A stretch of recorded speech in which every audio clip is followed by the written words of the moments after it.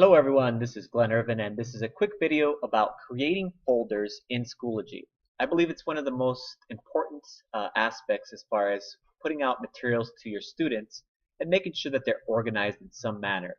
The way that I organize my folders is by topic or by unit. It's a good way to be able to do it.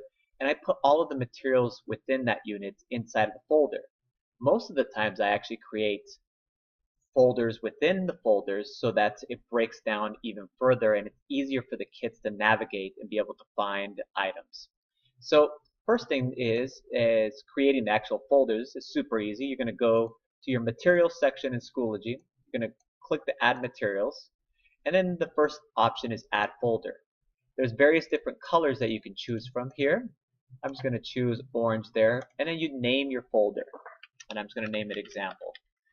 Within the folder, you can go ahead and give a description of the assignments or the items that you're going to place inside of the folder itself. It's not necessary, but it can give students a clue about what's happening.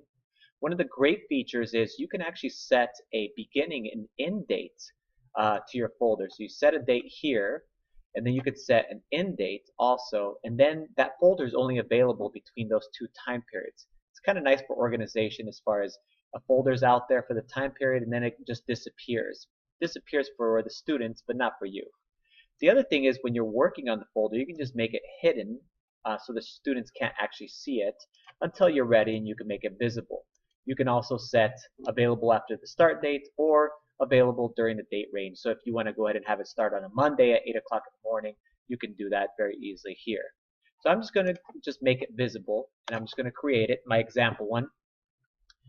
And then what will end up happening is inside of the folder, I just click the folder itself, and within the folder, I can start creating materials, assignments, test quizzes, any other types of links or anything else I want to go ahead and put in there. Now, in the past, I'll just show you an example of what I was doing. I've put all kinds of things inside of these folders. Let me go to this one. For example, this one has some links to Quizlet, has some assignments. It also has some quizzes here, and most of this is assignments here. But I found that, and even this PDF file here, I found that when I have a variety of things here, like these Quizlet files and assignments here separately, that students tend to ignore all of these things and then just go right to the assignments anyway.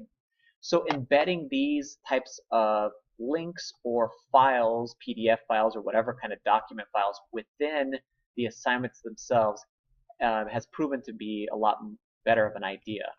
I'll show you kind of what I do now, and I have an idea, so you have an idea about how I place folders within folders.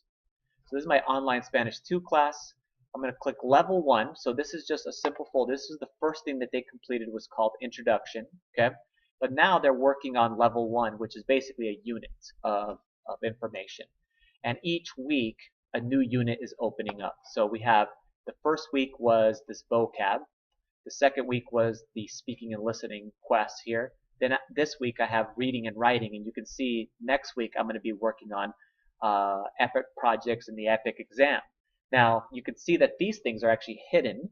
Okay, so I'm working on this. The students can't actually see that. Within the folder itself, I have several due dates, and I like to name the folders within this one the actual date it's going to be due. Especially if you use this thing up here, which is called the student progress thing, which is a great thing to use, the student completion. What ends up happening when you do use student completion is the students can't see the due dates right unless they actually go into the assignment. So they can't see this outside of it. So that's kind of annoying. So it seems to avoid confusion when the students actually can see the due dates within the folder itself. They're like, oh, okay, these 3 things are going to be due September 10th at 3:04.